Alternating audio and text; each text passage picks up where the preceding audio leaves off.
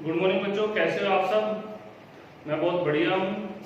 Last class में हमारा AS11 चल रहा था बच्चे, हमने उसमें स्टार्ट किया था अपना AS11 में कुछ डेफिनेशंस हमने देखी थी, monetary items, non monetary items, foreign exchange transactions. उसके बाद हमने फॉरेन एक्सचेंज ट्रांजैक्शंस का ट्रीटमेंट देखा था, initial recognition and subsequent recognition में पैरा 13 जो हमें कहता था कि जो भी एक्सचेंज डिफरेंस होगा उसे हम प्रॉफिट एंड लॉस में as a foreign exchange profit और लॉस रिकॉग्नाइज कर देंगे। अब आगे हमें एक देखना, मैंने आपसे लास्ट क्लास में बात की थी कि सब्सिक्वेंट रिकॉग्निशन में या सब्सिक्वेंट मेजरमेंट में हमारे पास एक और पैरा है, पैरा 46 है, पैरा 46A। ये कुछ डिफरेंट ट्रीटमेंट बताता है एज कंपेयर टू पैरा 13। अब इसकी जरा हम बात करते हैं। पैरा 46 और 46A के बच्चे, इसकी हिस्ट्री आपको ब्रीफ देते हूँ फटाफट से। पैरा 46 और 46A हमें कहता है जी आपने कोई भी long term foreign currency monetary item है जी। फॉरेन करेंसी मॉनेटरी आइटम की बात हमने लास्ट क्लास में भी की थी। कोई भी ऐसी monetary item means cash in hand और money in terms of cash means bank और receivables and payables means debtors and creditors, या फिर आपके लाइबिलिटीज सारी की सारी आपकी पेबल्स में आती है। तो कहता है जी all receivables and payables means all monetary items. ये इसने एक बात बोली, foreign currency monetary items means ऐसी मॉनेटरी आइटम और रिसीवेबल एंड पेबल या कैश इन हैंड या कैश एट बैंक जो फॉरेन करेंसी में है। मींस हमारे क्रेडिटर जो आउट ऑफ इंडिया है जिन्हें हमें फॉरेन करेंसी पेमेंट करनी है, डेटर जो आउट ऑफ इंडिया जिनसे फॉरेन करेंसी में पेमेंट लेनी है। अभी हमारे पास कुछ फॉरेन करेंसी इन हैंड पड़ी हुई है। कहता जी कोई भी long term foreign currency monetary item, अब इसने लॉन्ग टर्म बोला, लॉन्ग टर्म मतलब या तो रिसीवेबल्स होंगे आपके 12 से ज्यादा पीरियड के,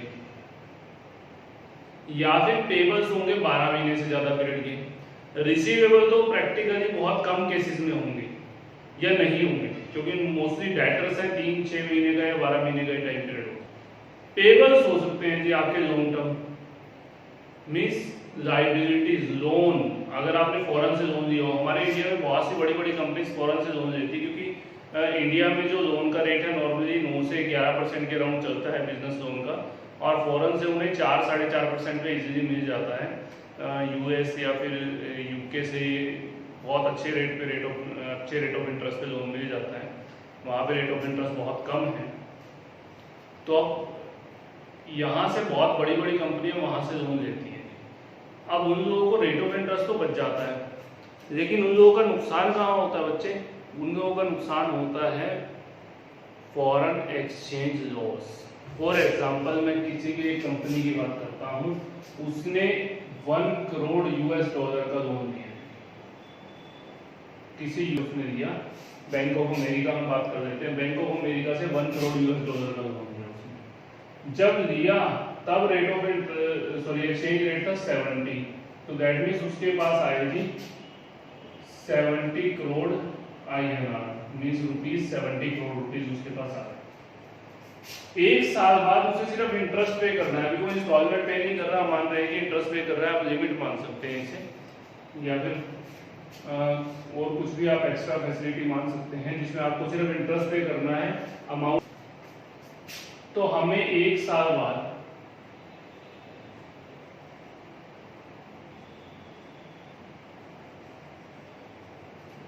इंटरेस्ट पे करना है, इस पे मान लेते हैं कि 4% रेट ऑफ इंटरेस्ट है। तो आपको $1 करोड़ पे आपको रेट ऑफ इंटरेस्ट कितना पे करना है जी? 4% मींस $4 लाख। 4 लाख आपको रेट ऑफ इंटरेस्ट पे करना है, टोटली इंटरेस्ट पे करना है। और एक साल का रेट है जी आज 75, आज रुपये से 75, तो आपको टोटल इंटरेस्ट अमाउंट कितना पे करना पड़ेगा? 4 लाख इंटू 75, ये बनेगा आई थिंक आपका 3 करोड़। 3 करोड़ आपको इंटरेस्ट पे करना है कि एक साल। लेकिन अगर हम बात करें नेक्स्ट ईयर रेट हो चुका है 75, तो आज लाइबिलिटी कितनी होगी बुक्स में जी, या फॉरेन एक्सचेंज लॉस कितना होगा?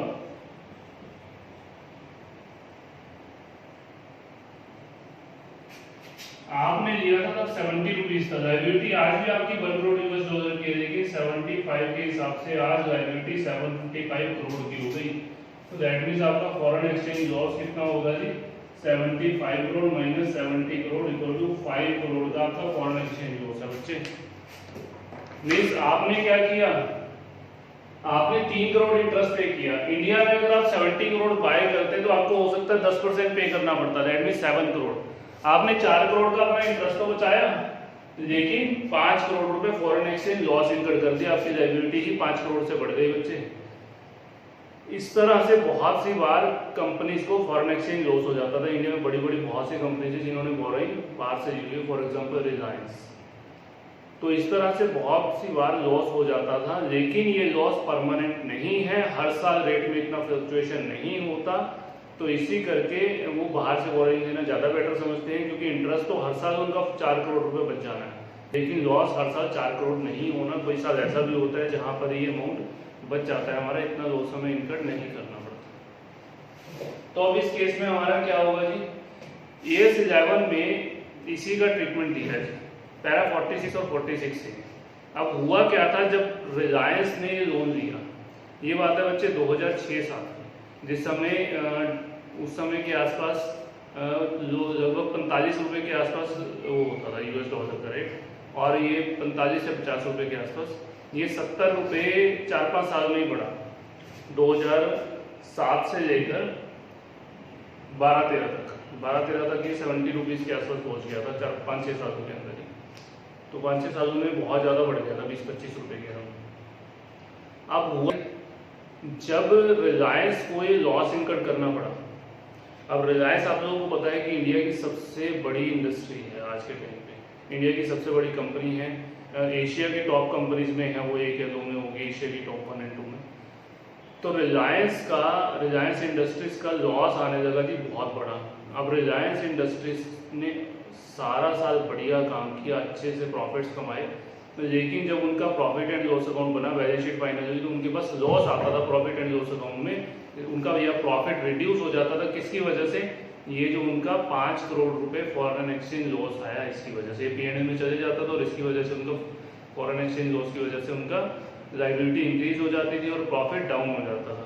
अब रिलायंस को ये दिक्कत थी जी, वो कहती थी जी मुझे तो शेयर होल्डर को डिविडेंड भी देना है। रिलायंस की एक स्टार्टिंग से शुरू से ही स्ट्रेटजी रही है कि वो डिविडेंड डिस्ट्रीब्यूट करती है, और अच्छा रेट ऑफ डिविडेंड डिस्ट्रीब्यूट करती है रेगुलर एक कंसिस्टेंट बेसिस पे। तो रिलायंस को तो डिविडेंड भी देना था अपने शेयर होल्डर्स को।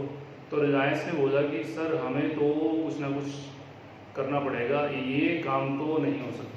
रिलायंस ने 2007 में गवर्नमेंट के ऊपर प्रेशर बनाना शुरू किया। तब हमारे मनमोहन सिंह जी प्राइम मिनिस्टर थे और P चिदम्बरम जी फाइनेंस मिनिस्टर थे। तो उनके ऊपर प्रेशर बनाना शुरू किया कि आप इंडिया के टॉप मोस्ट इकोनॉमिस्ट हैं, आप लोगों से दोनों से बड़ा तो कोई इकोनॉमिस्ट है ही नहीं इंडिया के अंदर, तो आप दोनों कुछ ना कुछ ऐसी स्ट्रेटजी बनाओ जिससे कुछ ऐसे मेजर्स करो। गवर्नमेंट आप लोगों के हाथ में है, फाइनेंस मिनिस्ट्री आप लोगों के हाथ में है, और आप दो इंडिया के टॉप मोस्ट इकोनॉमिस्ट हैं, आप नहीं अगर कुछ कर पाएंगे तो कौन कर पाएगा। कुछ गवर्नमेंट की पॉलिसीज इस तरह से बनाओ ताकि जो डॉलर और रुपीज़ का रेट फ्लक्चुएट ना हो इतना ज़्यादा, रुपीज़ इतना ज़्यादा ना गिरे कि जिससे हमें फॉरेन एक्सचेंज लॉस ना इनकर करना पड़े।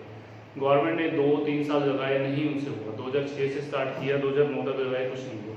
फिर हार कर गवर्नमेंट ने एक मेजर दिया रिलायंस को। उन्होंने क्या कहा जी, आपका जो फॉरेन एक्सचेंज लॉस इनकट हो रहा है ना, आप इसे P&L में शो ही मत करो। रिलायंस ने बोला अगर P&L में शो ना करे तो कहाँ करे। उन्होंने बोला जी आप इसे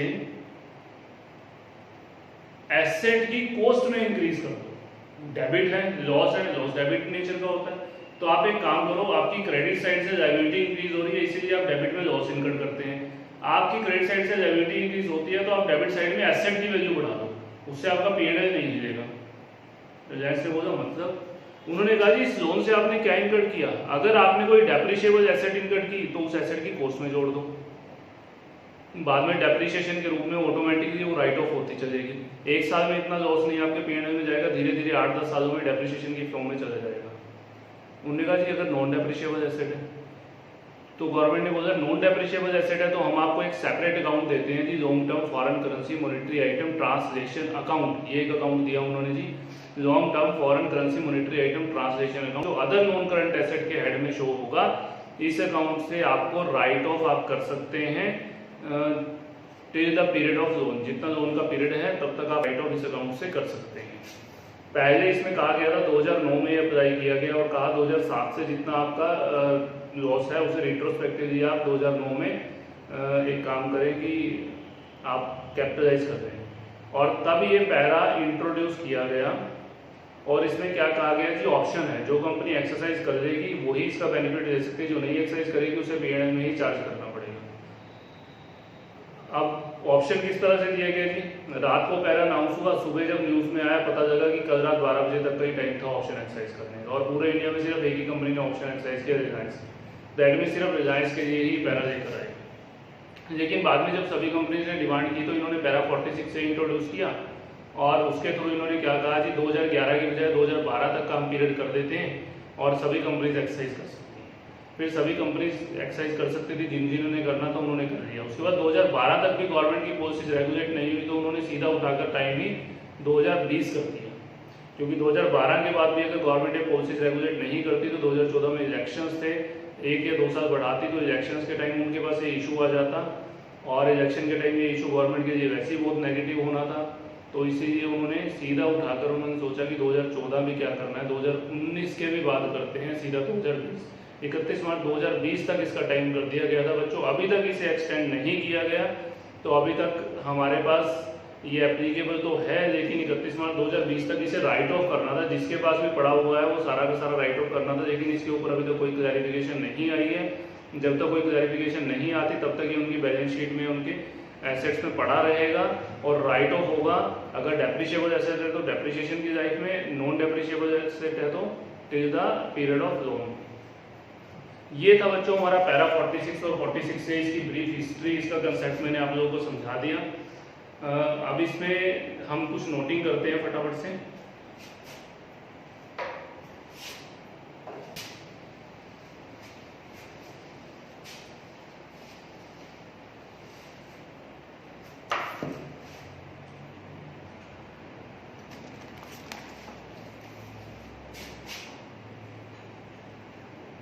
पैरा 46 या 46A,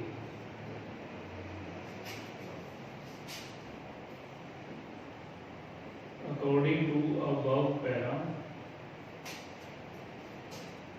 according to para 46A O AS11, any foreign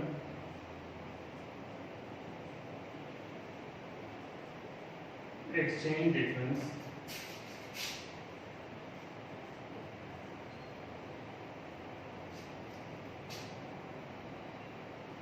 means loss हो चाहे profit,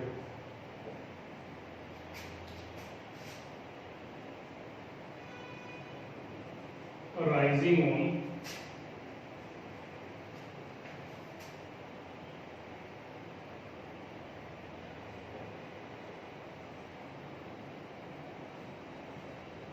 translation of long term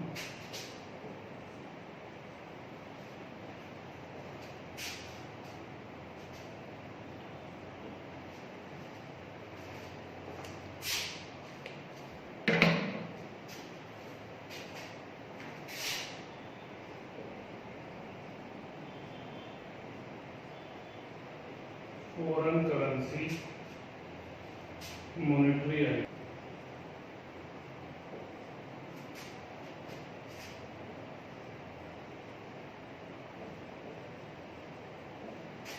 shall be capitalized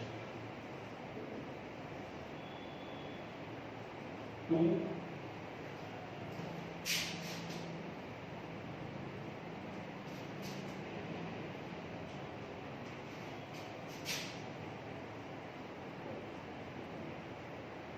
carrying amount of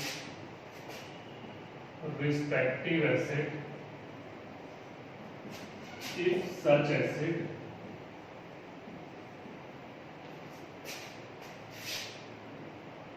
is depreciable asset,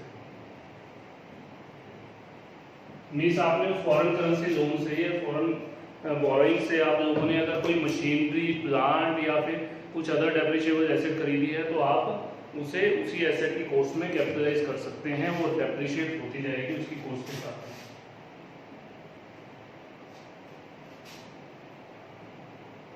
otherwise तो कहता है कि नहीं होगा, तो मैंने आपको कौन बताया था, long term foreign currency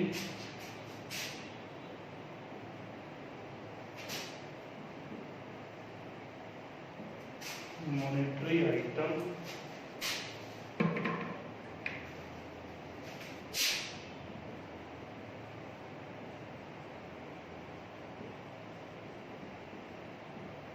translation difference account.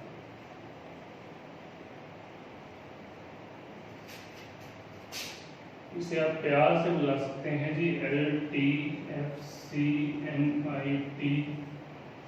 डिफ अकाउंट। प्यार से भी इसका नाम इतना लंबा है। If such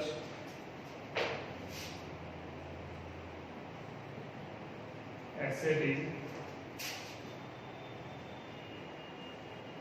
non-depreciable asset,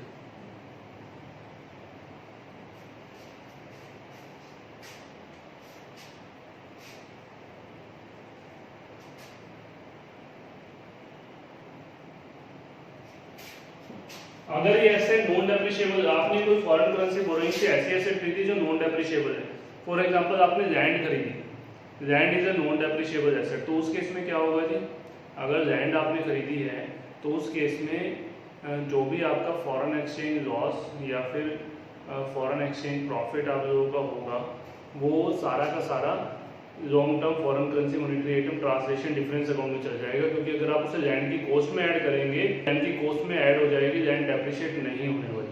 clear है जी?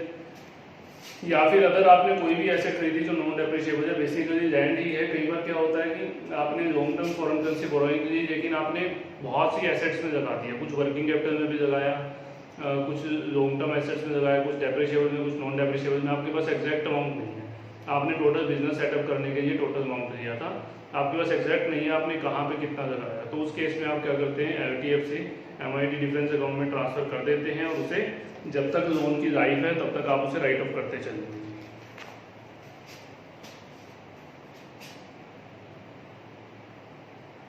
इसी में ही है such account will be written of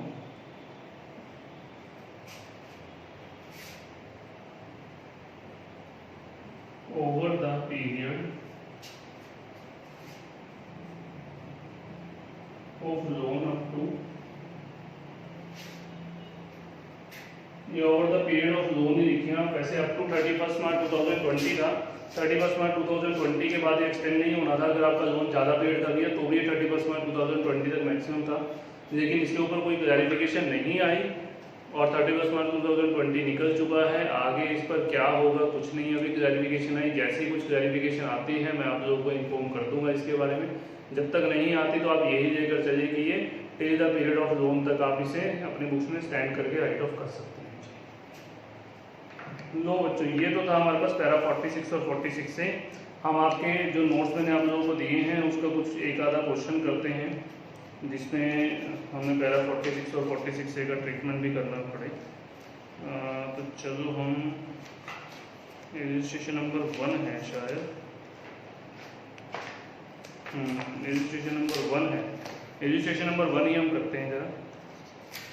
कह रहा है जी opportunity limited purchase an equipment costing 24 lakhs on 1st April 2013 and the same was fully financed by foreign currency loan $, payable in 4 annual equal installments।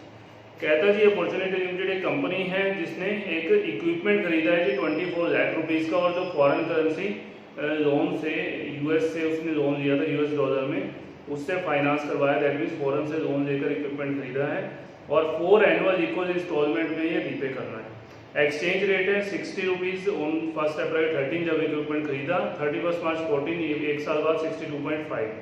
First instalment was paid on 31 March 14, the entire difference in the foreign exchange has been capitalized, you are required to state how these transactions would affect. Rate of interest आपको नहीं दिया तो क्योंकि उसका हमें यहाँ requirement भी नहीं है, हमसे सिर्फ AS 11 में ट्रीटमेंट पूछा है कि फॉरेन एक्सचेंज का हम क्या करेंगे, वो हम यहाँ पे लोगों को समझा देते हैं। तो इन्होंने कहा है हमें कि आपको एक्स्ट्रा कुछ भी करने की जरूरत नहीं है। आप लोगों का ये नोट हो गया जी? नहीं तो आप लोग नोट कर दें इसे फटाफट से, मैं एक मिनट इंक लेकर आता हूँ।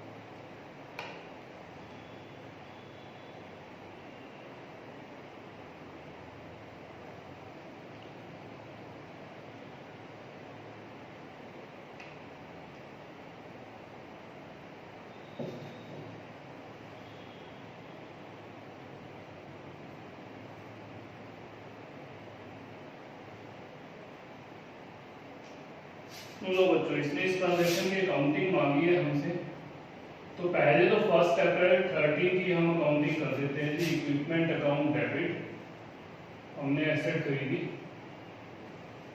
To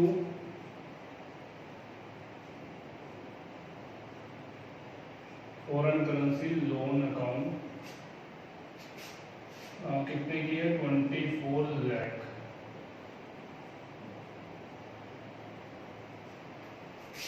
being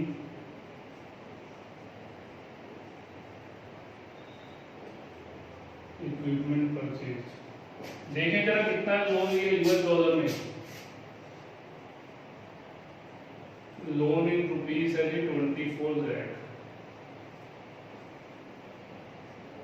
loan in US dollar 24 lakh इस दिन का रेट था 60, तो कितना होना चाहिए 4000 या 40,000 यूएस डॉलर, 40,000 यूएस डॉलर ये आपका लोन होना चाहिए। इंस्टॉलमेंट कितनी बनेगी आपकी, इंस्टॉलमेंट उसने बोला जी 4 इक्वल, रेट ऑफ इंटरेस्ट का कुछ नहीं बताया, तो हम सिर्फ प्रिंसिपल की बात करते हैं। 40,000 divide by 4 equal to 10,000 US dollar आपकी एनुअल इंस्टॉलमेंट बनेगी। ये आपकी है 10,000 यूएस डॉलर की एनुअल इंस्टॉलमेंट जो आप लोगों को पे करनी है। तो दैट मीन्स 1 साल बाद आप लोगों को कितना पे करना है, तो आप 31 मार्च 14 को आप पे करेंगे foreign currency loan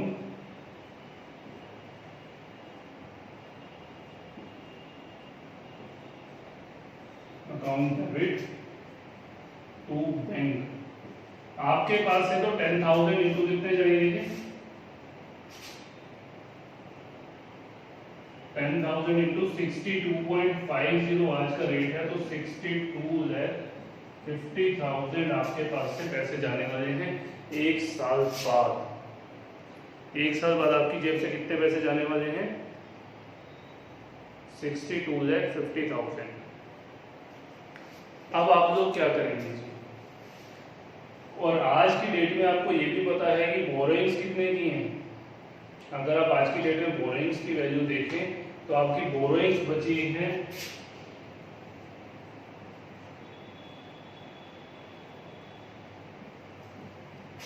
30,000 US dollar की बची है 62.50 के हिसाब से 6-18 आई थिंक 18,75,000। आपने 24 लाख रुपीस की अपनी बोरोइंग्स ली थी जी, आज 6,25,000 पे करने के बाद भी, सॉरी 6,25,000 पे करने के बाद भी 18,75,000 बच गए। दैट मींस आपका सीधा सीधा इसका लॉस हो रहा है आप लोगों का यहाँ पर। अब इसे आप किस तरह से अकाउंट करेंगे, इसने एक बात बोली थी long term foreign currency monetary item जितनी भी है उसे आप क्या करेंगे, कैपिटलाइज करेंगे। अब यहाँ पर हमारी फॉरेन करेंसी जो लोन था ये तो रिड्यूस हुआ था जी 6 लाख, ये रिड्यूस हुआ था आपका 6 लाख, तो आपको यहाँ 25,000 का लॉस तो आप फॉरेन एक्सचेंज लॉस डाल देंगे।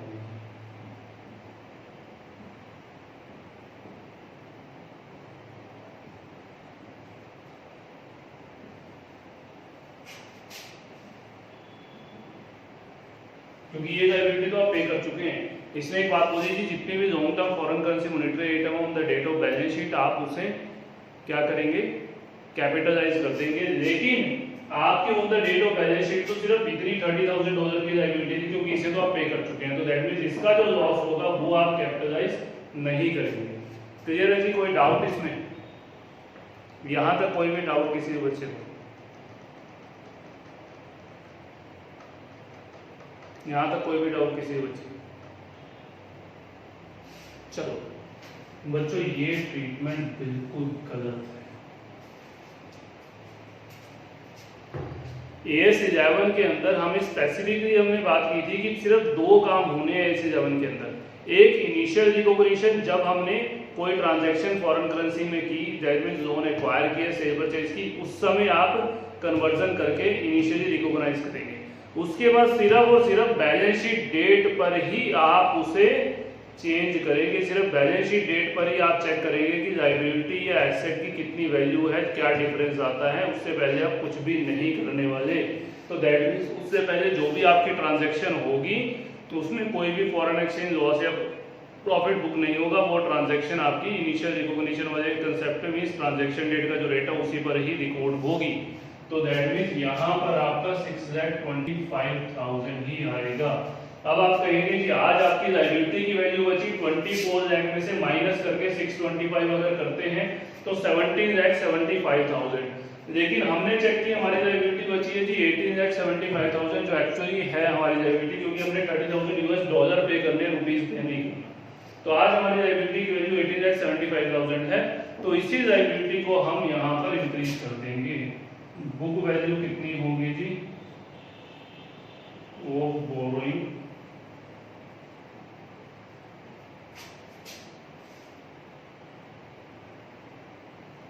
24 lakh माइनस 6 लाख 25,000 तो 17,75,000। तो यहाँ पर फॉरेन एक्सचेंज डिफरेंस कितना आया जी 1 lakh rupees.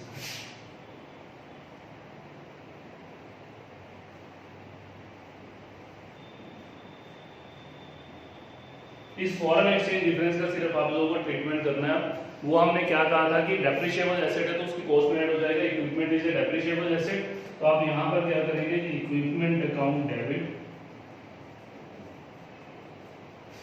To foreign currency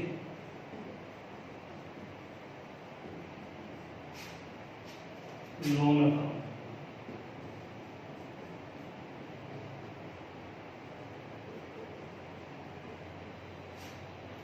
being foreign exchange loss capitalized। लो जी, इस तरह से आपकी लायबिलिटी बढ़ी 1,00,000 रुपए से, आपने अपने इक्विपमेंट की वैल्यू बढ़ा दी बच्चों। इसी तरह से हमारे यहाँ पर इसकी रिकॉर्डिंग होगी। इसमें पैरा 46 अगर नहीं होता तो हम यहाँ इक्विपमेंट की जगह फॉरेन एक्सचेंज प्रॉफिट और लॉस डेबिट करते हुए इसे P&L में रिकॉग्नाइज करते थे। पैरा 46 आने से सिर्फ इतना ही फर्क पड़ा। इस चीज का ध्यान रखना बच्चे, बहुत से बच्चे इस पॉइंट में गलती कर देते हैं। आपने जब भी कोई इंस्टॉलमेंट या इंटरेस्ट पे करना है वहां पर ऐसा कुछ भी नहीं आप लोगों को करना है, और ये आप सिर्फ और सिर्फ जो फॉरेन एक्सचेंज प्रॉफिट और लॉस होगा वो क्लोजिंग डेट पर, बैलेंस शीट डेट पर ही जो हमारा क्लोजिंग अमाउंट होगा सिर्फ उसी पे रिकॉग्नाइज करेंगे। उससे पहले जो भी ट्रांजैक्शन होगी वो उस दिन के स्पॉट रेट के अकॉर्डिंग रिकॉग्नाइज की जाएगी। क्लियर है बच्चे? ये हमारा यहाँ पर इसका कंसेप्ट तो खत्म हो गया। इसमें हमारा एक छोटा सा पॉइंट बचता है जो हमें अभी करना है। एक इलस्ट्रेशन हम वैसे कर सकते हैं, पर इलस्ट्रेशन आप लोगों को देते हैं घर से करने के लिए। मैं आप लोगों को एक कंसेप्ट समझा देता हूं जो इसमें हमारा छोटा सा एक कंसेप्ट बचा है, ज़्यादा बड़ा नहीं है। फॉरवर्ड कॉन्ट्रैक्ट का हमारा एक छोटा सा कंसेप्ट बचा बच्चों, फॉरवर्ड कॉन्ट्रैक्ट। हम फटाफट से उसे कर देते हैं और इसे इसको ख़त्म करते हैं। चलिए,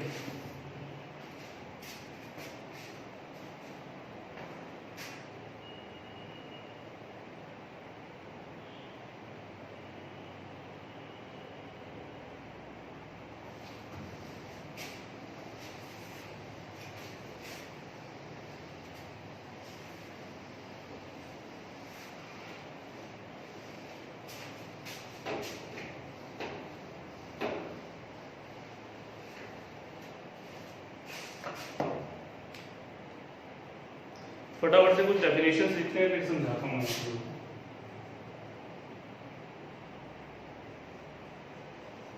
forward exchange contract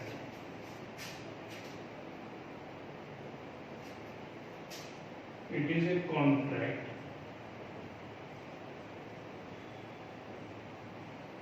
or agreement to exchange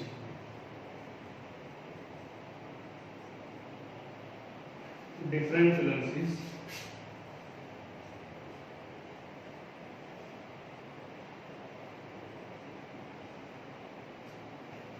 at a forward rate।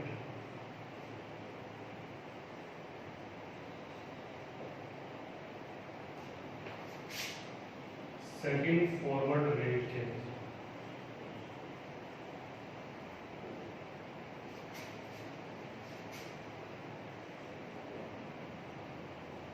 it is the specified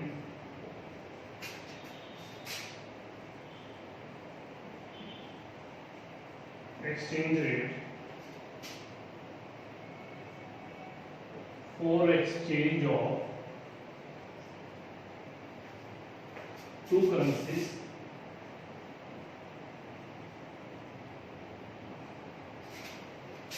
at a specified future date।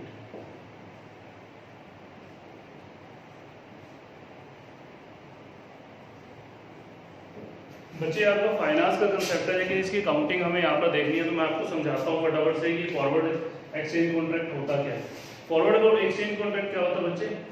हमारे पास कुछ, जैसे मैंने अभी आप लोगों को बताया कि करेंसी रेट्स में बहुत फ्लक्चुएशंस होती रहती है। रुपीस कमज़ोर हो गया, कभी रुपीस स्ट्रॉन्ग हो गया, कभी डॉलर के कंपैरिजन में, कभी पाउंड के कंपैरिजन में, कभी यूरो के कंपैरिजन में, इस तरह से चेंज होता रहता है।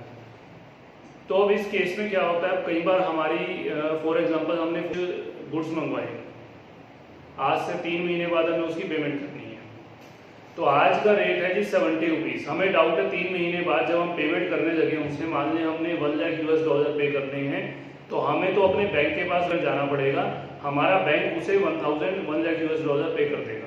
तो आज रेट 70 रुपीज़ है, या आज का रेट 77 है, तो हमें पता है कि आज हमने गुड्स खरीदे तो आज गुड्स की हमारी वैल्यू 77 लाख रुपीज़ है। लेकिन 3 महीने बाद जब हम बैंक के पास जाएंगे तो हमें एक आइडिया है या एक ऐसे इंट्यूशन, एक्सपर्ट्स हैं जो हमें ऐसा गाइड कर रहे हैं, वो कह रहे हैं कि 3 महीने बाद ₹80 जो होगा वो हमारा फॉरेन एक्सचेंज रेट हो जाएगा। दैट मीन्स हमें बैंक के पास $1 लाख अगर बैंक हमारी पार्टी को पे करेगा तो हमें बैंक के पास 80 लाख रुपीज़ लेकर जाने पड़ेंगे या देने पड़ेंगे इंडियन नेशनल रुपीज़ में। दैट मीन्स हमें 3 लाख रुपीज़ का फॉरेन एक्सचेंज लॉस होने वाला है यहाँ पर। तो हम क्या करते हैं, बैंक के पास आज ही जाते हैं और क्या कहते हैं कि हमें एक फॉरवर्ड कॉन्ट्रैक्ट दे दो। फॉरवर्ड कॉन्ट्रैक्ट मतलब कि आज से 3 महीने बाद बैंक को क्या बोला कि आप हमारी पार्टी को $1 लाख पे कर देना। बैंक बोला डन, हम 3 महीने बाद $1 लाख पे कर देंगे। हमें ये बताओ कि हमने कितने पैसे देने हैं। बैंक हमें कहता है जी आज 77 रुपीज़ है, आपको 78 रुपीज़ देने हैं। 3 महीने बाद रेट बढ़े तो बैंक का नुकसान, नहीं बढ़े तो बैंक का फायदा। हो सकता है कि 3 महीने बाद 77 रुपीज़ ही रेट हो तो बैंक को $1 लाख सीधा सीधा बच गए, हमें बैंक को 78 देंगे। अगर 3 महीने बाद 80 रुपीज़ हो गया तो बैंक को $2 लाख का नुकसान, हमें तो तब भी 78 देने। अगर 3 महीने बाद 70 रुपीज़ रेट हो जाए हमें तब भी 78 लाख देने। दैट मीन्स हमने अपने आप को रिस्क फ्री कर दिया, हमने अपने आप को सेव कर दिया कि अगर कल को लॉस वाला चांस होता है तो हमें लॉस नहीं होगा, प्रॉफिट भी हमें नहीं होने वाला। प्रॉफिट और लॉस दोनों बैंक के ऊपर चला गया। दैट मीन्स रिस्क बैंक ने अपने ऊपर ले लिया और उसके लिए बैंक ने आज 77 से ऊपर ₹1 एक्स्ट्रा ले लिया 78 रुपीज़ के अकॉर्डिंग। तो उसे कहते हैं जी फॉरवर्ड प्रीमियम। हमें 78 रुपीज़ देने कब है बैंक को, हमें ये देने 3 महीने बाद ही हैं। आज सिर्फ हमने कॉन्ट्रैक्ट इनकर किया होता है और हमें सिर्फ कॉन्ट्रैक्ट अमाउंट देना होता है, इसके अलावा कुछ नहीं। वैसे तो प्रैक्टिकली कॉन्ट्रैक्ट अमाउंट भी नहीं देना होता, कुछ भी नहीं होता। सिर्फ बैंक के पास हमारी कुछ सिक्योरिटी रखी होती है, वो सिक्योरिटी हमारी बैंक के पास सेफ रहती है। अदरवाइज हमें बैंक को इसके अलावा कुछ भी नहीं देना होता। 3 महीने बाद ही सीधा 78 लाख रुपीज़ हमें बैंक को देने हैं। रेट कुछ भी हो, बैंक $1 लाख हमारी पार्टी को पे कर देगा। इस तरह से हमारे कॉन्ट्रैक्ट को फॉरवर्ड कॉन्ट्रैक्ट बोला जाता है। बच्चे 2 तरह से होते हैं। एक तो दिया हमने बिजनेस पर्पज़ के लिए, जैसे मैंने अभी आपको एग्जांपल दिया है बिजनेस पर्पज़ के लिए, हमारी कोई बिजनेस लायबिलिटी थी, हमें डिस्चार्ज करनी थी तो हमें था कि लॉस ना हो जाए। अब बहुत से मार्केट में ऐसे प्रोफेशनल्स बैठे हैं जिनका काम ही सारा दिन है, जो आपकी आर्बिट्रेज करते हैं या फिर आप कहें तो उनका काम प्रैक्टिकली यही है। जो हमारे ब्रोकर वगैरह हैं वो लोग क्या करते हैं, वो लोग फॉरवर्ड कॉन्ट्रैक्ट खरीद कर रख देते हैं। जैसे मुझे इंट्यूशन थी कि 3 महीने बाद रेट बढ़ने वाला है, मुझे लग रहा था कि आज 77 है, 3 महीने बाद 80 रुपीज़ होने वाला है, तो मैंने बैंक से $1 लाख का फॉरवर्ड कॉन्ट्रैक्ट खरीद लिया 78 रुपीज़। अब 1 महीने बाद ही रेट हो गया जी 78 रुपीज़।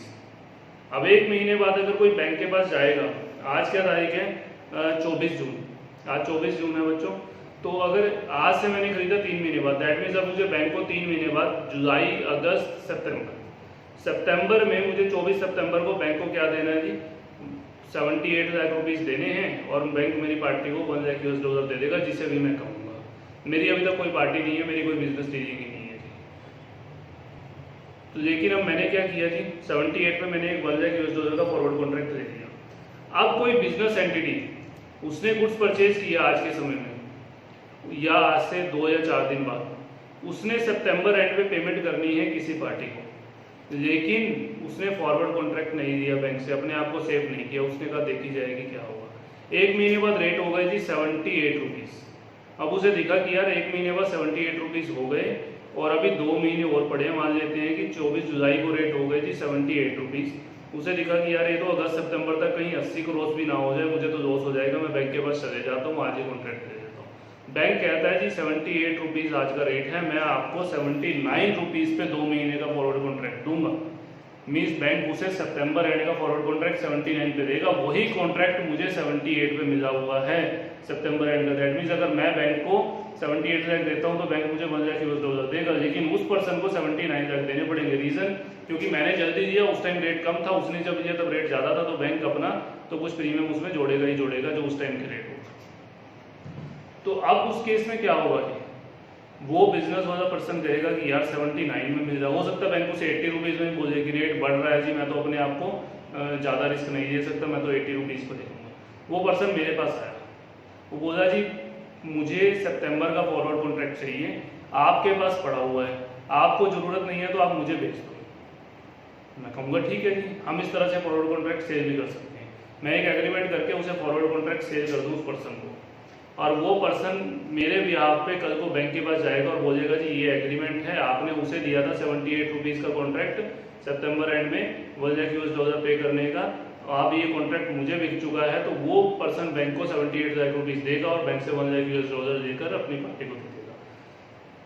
अब मुझे क्या मिलेगा ये कॉन्ट्रैक्ट सेल करने का जी? मैं उसे क्या कहूँगा कि मैं आपको ये कॉन्ट्रैक्ट 78.5 रुपीज़ में बेचूंगा, मतलब मैंने 50 पैसे अपने एक्स्ट्रा रख लिए।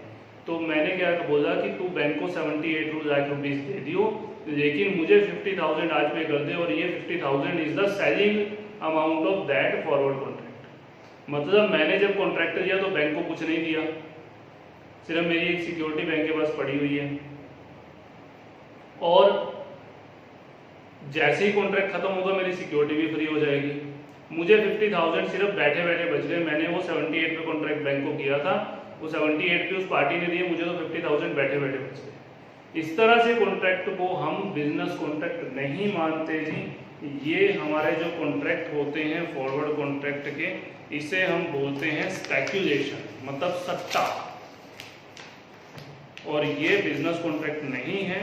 तो हमारे पास इसी तरह से ही फॉरवर्ड कॉन्ट्रैक्ट के 2 अकाउंटिंग ट्रीटमेंट है जो मैं आप लोगों को फटाफट से समझा देता हूं।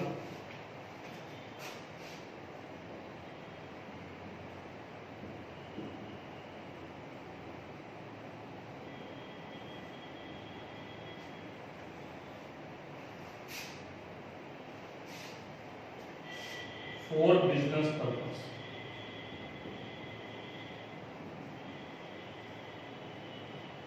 कहता जी अगर बिजनेस पर्पस के लिए दिया तो क्या करेंगे जी? ये कहता जी रिकॉग्नाइज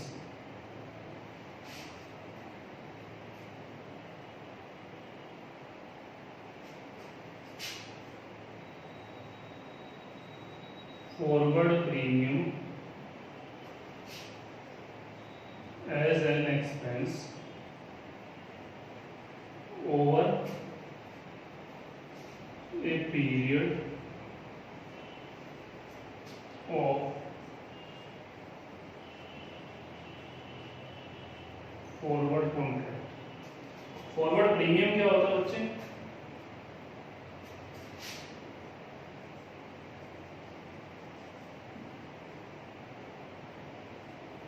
फॉरवर्ड प्रीमियम क्या होता है? अभी हमने बात की कि हमें 77 आज का रेट था और हमें 78 रुपीज़ पे कॉन्ट्रैक्ट मिला, तो ये जो 1 रुपया बैंक ने एक्स्ट्रा चार्ज किया आज के रेट के ऊपर, इसे ही फॉरवर्ड प्रीमियम बोलते हैं। मीन्स फॉरवर्ड 3 महीने फॉरवर्ड करने के कारण बैंक ने कितना प्रीमियम दिया। तो हम क्या करते हैं, लाइबिलिटी तो हमने ऑलरेडी अपनी बुक्स में क्रेडिटर को 77 लाख रुपीज़ पे शो की हुई है, हमें सिर्फ 1 लाख रुपीज़ एक्स्ट्रा ही देना है। तो ये कहता है जी इस 1 लाख रुपीज़ को आप सीधा अपनी बुक्स में लाइबिलिटी ना शो करें, आप सीधा एक्सपेंस शो करें over a period of forward contract. मतलब 3 महीने का एक्सपेंस है तो 33,000 ईच इक्वल मंथ में आप रिकॉर्ड कर सकते हैं, सीधा भी 1 लाख रिकॉर्ड कर सकते हैं। तो फॉरवर्ड प्रीमियम आपका सीधा कितना है जी? फॉरवर्ड रेट माइनस फॉरवर्ड, ये आपका फॉरवर्ड प्रीमियम होता है जिसे आपको एक्सपेंस रिकॉर्ड करना है। मैं एक एग्जांपल के थ्रू आपको अच्छे से समझाऊंगा। दूसरा, अगर आपने फॉर स्पेकुलेशन पर्पस किया मिस सट्टे के लिए, जैसे मैंने आपको बताया कि मैंने 78 में खरीदा, 78.5 में बेच दिया, इस केस में हम कुछ भी कॉन्ट्रैक्ट रिकॉग्नाइज नहीं करते, प्रीमियम रिकॉग्नाइज नहीं करते, क्योंकि हमें एक्चुअल में वो प्रीमियम इनकट करना ही नहीं है, हमें वो लायबिलिटी इनकट करनी ही नहीं। तो हम क्या करते हैं, सीधा जो हमारा प्रॉफिट ऑन सेल होता है, जैसे 50 पैसे जो मैंने कमाया, सीधा उसे ही on the date of sale recognise कर देते हैं अपने पास प्रॉफिट। ठीक है जी, हमें लॉस भी हो सकता है कि 78 रुपीज़ था, लेकिन एक महीने बाद रेट 76 हो गया। तो मैं क्या करूँगा कि यार और कहीं 73 72 ना हो जाए, मुझे नुकसान ना हो जाए, मुझे बैंक को 78 लाख रुपीज़ पे करने पड़े और मुझे $1 लाख में जो डेट की उसकी वैल्यू 70 या 72 लाख रुपये हो, तो मैं उसे लॉस में भी बेच देता हूँ, 75 74 पर भी बेच सकता हूँ। तो ये कहता है कि इस केस में आप क्या करें, recognise net gain or loss on the date of sale of forward contract। जो भी फॉरवर्ड कॉन्ट्रैक्ट आपने सेल किया उस दिन की डेट पर ही आप सीधा उसका लॉस और प्रॉफिट रिकॉग्नाइज कर देंगे। अब आपको पता कैसे लगेगा कि ये बिजनेस कॉन्ट्रैक्ट है या नहीं? आपको पता कैसे लगेगा कि बिजनेस कॉन्ट्रैक्ट है या नहीं? बच्चों सीधी सीधी सी एक बात है, आपको क्वेश्चन में डाटा दिया होगा तो आप चेक की कोई लाइबिलिटी है जिसको उसे पे करना है, कोई जिस दिन पे उसने फॉरवर्ड दिया है उस दिन उसकी कोई ऐसी लाइबिलिटी है जो 2-3 महीने में उसे पे करनी है, तो दैट मीन्स बिजनेस पर्पस है। अगर कोई लाइबिलिटी नहीं आपको क्वेश्चन में दी तो दैट मीन्स स्पेकुलेशन पर्पस है। क्वेश्चन आपको नहीं बताएगा कि बिजनेस है स्पेकुलेशन, आपको आइडेंटिफाई करना पड़ेगा।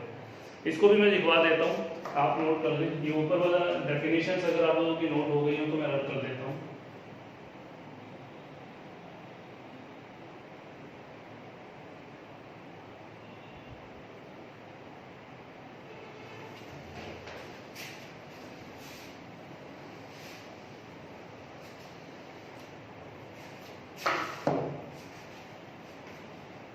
लिख रहे ऊपर, हाउ टू आइडेंटिफाई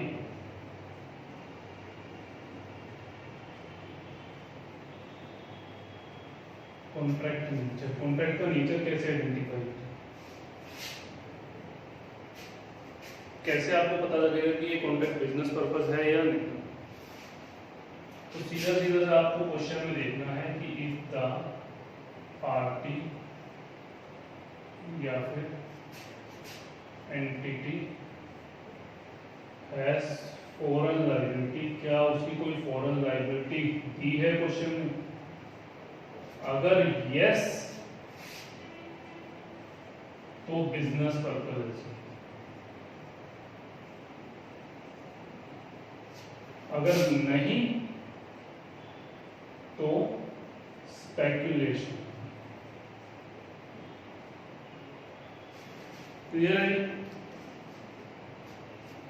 आप स्पेक्यूलेशन भी बोल सकते हैं, स्पेक्यूलेटिव पर्पस भी बोल सकते हैं। अब इसके कुछ क्वेश्चंस करते हैं बच्चों हमारे, हमें इसके मैं आपको 2 क्वेश्चंस करवाता हूं, दोनों तरह से, एक बिजनेस पर्पस का, एक स्पेक्यूलेशन पर्पस का, उससे आपको अच्छे से क्लियर हो जाएगा।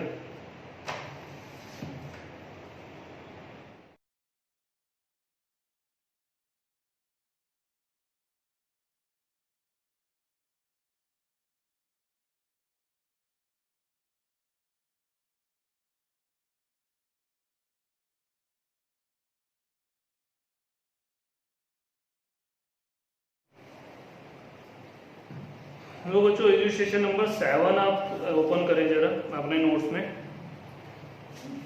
हमें दोनों क्वेश्चन करने हैं फॉरवर्ड के, तो पहले जरा इलस्ट्रेशन नंबर 7 ओपन करें, फिर हम इलस्ट्रेशन नंबर 8 करेंगे। 2 हमारे पास यहाँ क्वेश्चन हमें गिवन है।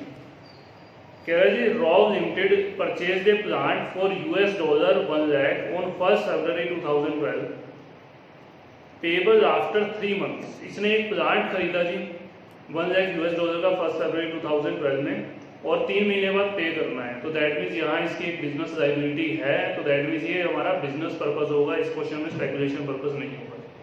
Company entered into a forward contract for 3 month at ₹49.15 per dollar on 1 February was 48.85। लो जी, आज का रेट 1 फरवरी 2012 जिस दिन लायबिलिटी इनकर्ड हुई उस दिन का था 48.85, लेकिन हमने फॉरवर्ड लिया जी 49.15, दैट मीन्स 30 पैसे पर डॉलर का हमने प्रीमियम इनकर किया।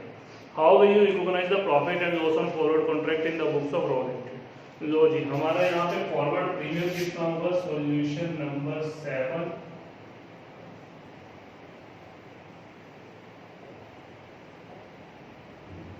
हमने बताया था फॉरवर्ड प्रीमियम क्या होगा जी? Forward rate minus spot rate forward rate है जी 49.15, स्पॉट रेट है 48.85, तो दैट मीन्स 30 पैसे पर डॉलर आपका फॉरवर्ड प्रीमियम होगा जी। तो टोटल फॉरवर्ड प्रीमियम कितना होगा,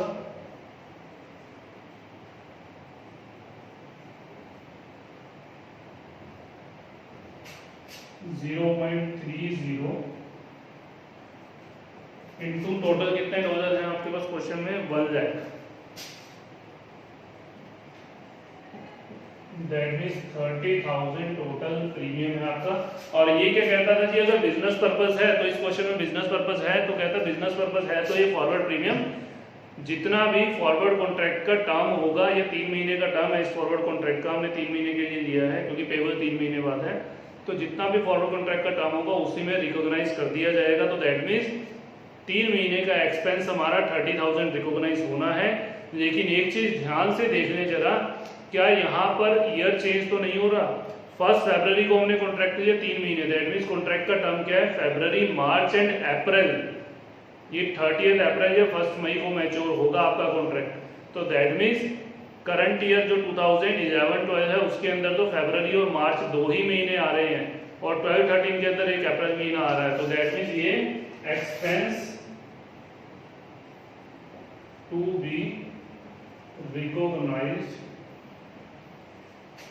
इन 2011-12 के अंदर 30,000 इंटू 2/3, 20,000 तो एक्सपेंस करंट ईयर में रिकॉग्नाइज होगा, और 2012-13 के अंदर 30,000 इंटू 1/3 10,000, क्योंकि 2 महीने इसके फॉरवर्ड कॉन्ट्रैक्ट करंट ईयर में आ रहे हैं, 1 महीना नेक्स्ट ईयर में आ रहा है, तो इसलिए अगर सेम ईयर में होते फिर कोई इशू नहीं है, हम सेम ईयर में सीधा इकट्ठा 30,000 रुपीज एक्सपेंस रिकॉग्नाइज कर देते हैं। आप चाहें तो मंथ बेसिस पे भी रिकॉग्नाइज कर सकते हैं, 10,000 फरवरी में, 10,000 मार्च में और 10,000 अप्रैल में, तब भी सेम ट्रीटमेंट होगा। चलो ये तो हो गया बच्चों हमारे पास जो बिजनेस पर्पस था। नेक्स्ट क्वेश्चन नंबर 8 देखते हैं, वो भी एक फटाफट से कर देते हैं। उसमें हमारा बिजनेस पर्पस नहीं है, उसमें हमारा स्पेकुलेशन पर्पस है। देखते हैं, कह रहा mister A bot A forward contract for 3 month, इसने सीधा फॉरवर्ड कॉन्ट्रैक्ट की बॉट कर रहा है for $1 1 lakh on 1 December at $1 equal to 47.10 when the exchange rate was 47.02। वो चीज की कोई लायबिलिटी क्वेश्चन में नहीं बताई हमें अभी तक। तो इसने क्या बोला जी, आज का रेट 47.02 है और इसने 47.10 में सिर्फ 8 पैसे के फॉरवर्ड कॉन्ट्रैक्ट पे, फॉरवर्ड प्रीमियम पे इसने 8 पैसे के फॉरवर्ड प्रीमियम पे $1 लाख का कॉन्ट्रैक्ट लिया 3 महीने का। On 31st December when he closed his books, when the exchange rate was $47.15, on 31st January he decided to sell the contract at 47.18 per dollar, show how the profit from the contract will be recognized in books। कहता है 31 दिसंबर को जब books close की इसने, 1 महीने बाद 1 दिसंबर contract लिया, 31 दिसंबर को, तब 47.15 रेट था। क्या हमें क्लोजिंग रेट का कुछ करना है? नहीं जी, क्लोजिंग रेट का तब कुछ करना होता है जब बुक्स में लायबिलिटी रिकॉग्नाइज होती है। इसकी कोई लायबिलिटी नहीं है इस क्वेश्चन में, तो कोई लायबिलिटी रिकॉग्नाइज ही नहीं है बुक्स में, तो उसका क्लोजिंग रेट का आपको कुछ भी नहीं करना। ना ही फॉरवर्ड कॉन्ट्रैक्ट में हम स्पेकुलेशन वाले पर्पज में कोई एसेट लायबिलिटी रिकॉग्नाइज करते हैं, तो इसलिए यहाँ पर इसे क्लोजिंग रेट का कुछ भी नहीं करना है। तो यहाँ पर क्या करना है जी, इसने बेचा कितने में, 47.18 पर डॉलर में इसने बेच दिया 31 जनवरी को, 2 महीने बाद। इसने 2 महीने बाद ही 47.18 में बेच दिया। खरीदा कितने में था, 47.10, इसने 8 पैसे पर डॉलर में इसने बेच दिया जी। तो दैट मीन्स इसे प्रॉफिट कितना हुआ होगा, solution number 8, gain on sale of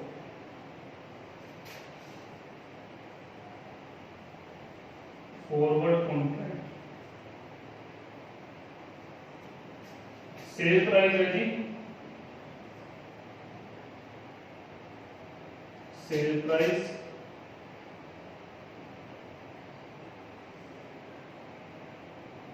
minus purchase price.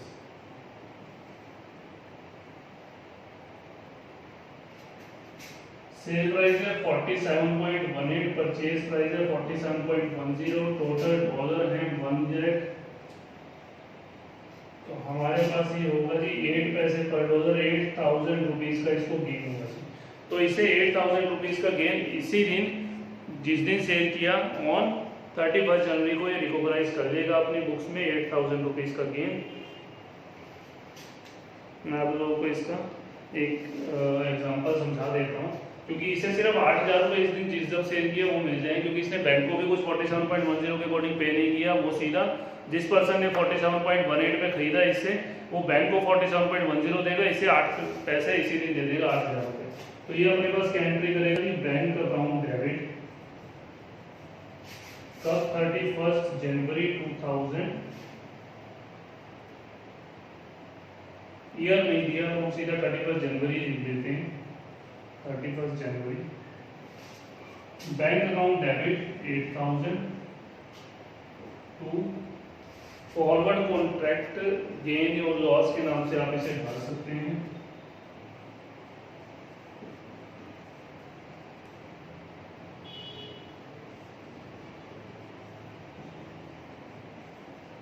Forward contract gain और loss account 1000।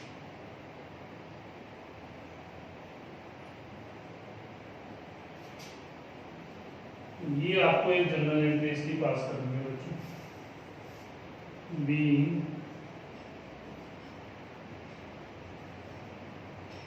Forward contract gain recognised, इसे आप पीएनएल में ट्रांसफर कर देंगे। दूसरी एंट्री फॉरवर्ड कॉन्ट्रैक्ट गेन और loss debit to profit and loss account करके आप इसे पीएनएल में रिकॉग्नाइज कर देंगे। ये बच्चे हमारे पास फॉरवर्ड कॉन्ट्रैक्ट का कंसेप्ट था, जो हमारा ईसीएस का टॉपिक था। इसके अलावा ईसीएस में और कुछ भी नहीं है। इसमें हमारे पास और कुछ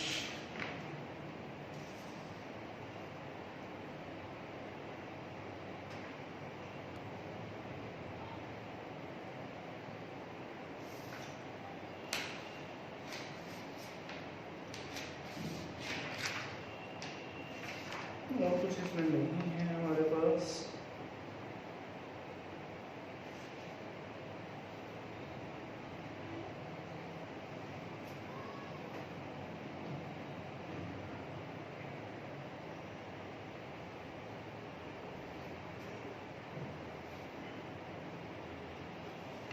सबसे खास हमें क्वेश्चन नंबर 1 हम लोगों ने कर दिया है।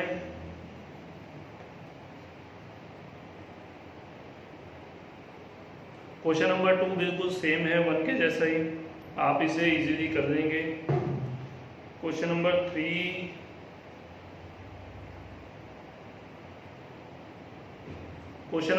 बिल्कुल इजी क्वेश्चन है बच्चे। इसमें बहुत लंबी सी कहानी दी हुई है, आप इस कहानी को पढ़ लें एक बार, लेकिन इस कहानी का क्वेश्चन में इतना बड़ा कोई रोल नहीं है। इसमें long term foreign currency monetary item translation difference का अकाउंट मेंटेन हो रहा है। तो इस अकाउंट में आप क्या करेंगे, जैसे ही आपके पास ये कहता है जी क्या कैपिटलाइज करने का ऑप्शन है हमारे पास, आप यही कहेंगे जी हाँ, तो हम इसे कैपिटलाइज कर देंगे अपनी बुक्स में।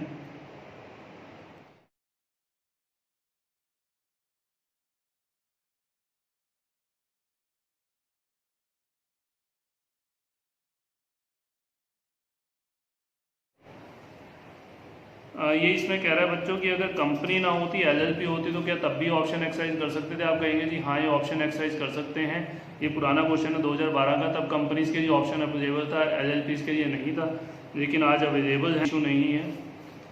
क्वेश्चन नंबर 4, 5 और 6, 5 आप कर सकते हैं, इसमें AS12 के साथ मिक्स क्वेश्चन है, AS11 एंड AS12 का, तो इसे आप इजीली कर सकते हैं।